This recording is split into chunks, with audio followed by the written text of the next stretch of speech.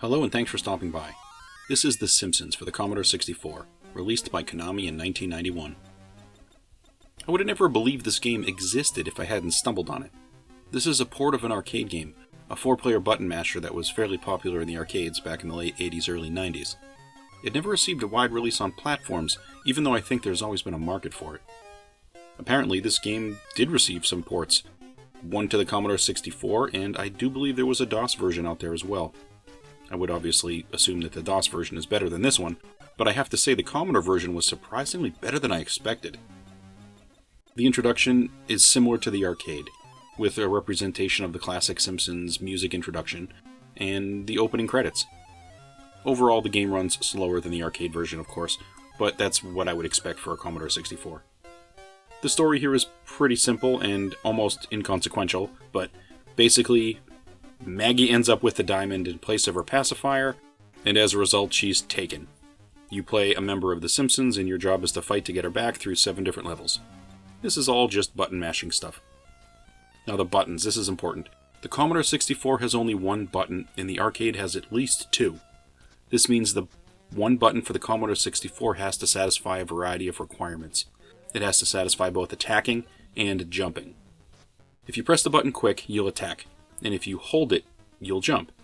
If you jump and then press the button again, if you get the timing right, you can attack while jumping.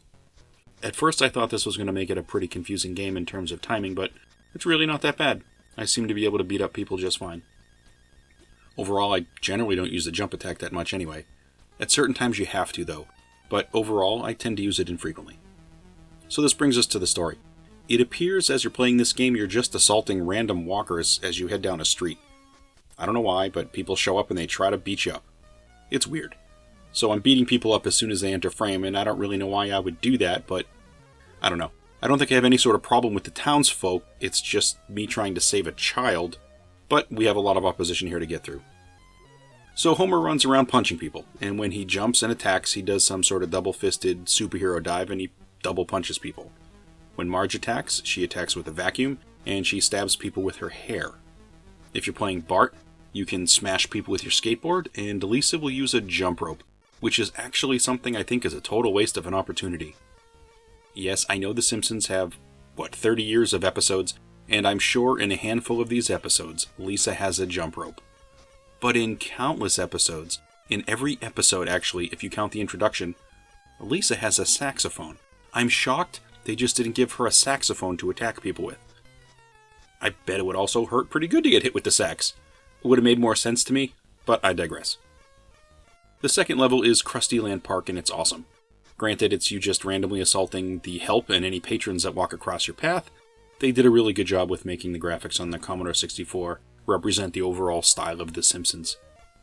I know some of the characters might look a little weird, but I think they're totally recognizable as The Simpsons, and although the other characters are somewhat generic, they're in the same style, and they totally fit with this game. There are objects you can pick up along the way and throw at people. I can't say there are a ton of them, but I found at least 1 or 2 on each level that I played. Just look for a sign or a trash can that's in your path.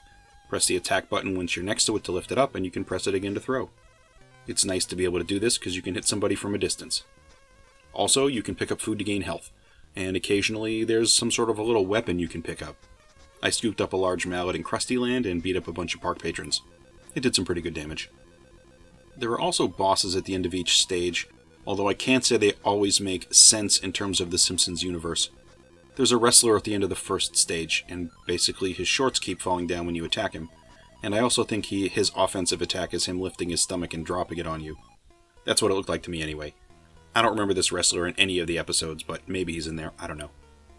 There are a bunch of things that stand out in this game to me. Bart, for some reason, looks like he's wearing a onesie and he has no shoes. In Krusty Land, if you see a tree you can punch it and a bonus will fall out. I just found that at random. By the third level, when you're just settling into the game, that's when they start to change the basic enemy type. They give the standard guy a different color suit and a mustache, and now he can kick and slide as well. But they also have one of them appear and attack you with an umbrella. I was really surprised this happened. At this point, I figured it would have been nothing but repeat for the rest of the game. But nope, there's actually variety that gets inserted in here. And eventually you also get to fight chocolate frosted donuts, which is pretty interesting. I haven't played the arcade version in many years, Maybe that's normal, I'm not sure. It's a lot of fun here though. In Moe's Tavern, you'll see a Simpsons video game cabinet. I thought that was neat. And eventually you get to fight something that looks like either a bear, a Bigfoot, or maybe it's a Quidgy-Bow.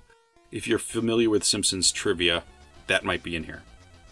The last boss of the game is Mr. Burns, and he's wearing a robot costume, and I have to say, he looks pretty cool. Also, I guess Mr. Smithers in this game is a diamond thief. I'm a little confused, and I can't reconcile that one exactly, but maybe I just wasn't paying attention. When I fight the bear, and that's a main boss on the 5th level, Bart respawns, and I get my avatar stuck on the left side of the screen. You'll need to press up to get him loose. Not sure why that happened. Might just be my version, I don't know. It's nice that there are also cheat codes for this game. You'll need to execute them at the basic command prompt before you run the game, but you can get unlimited lives if you'd like. And honestly, for a game like this, I see no problem with doing that. I caught a complete game on another YouTube video, and even with the extra lives, this game is going to take you at least an hour to beat.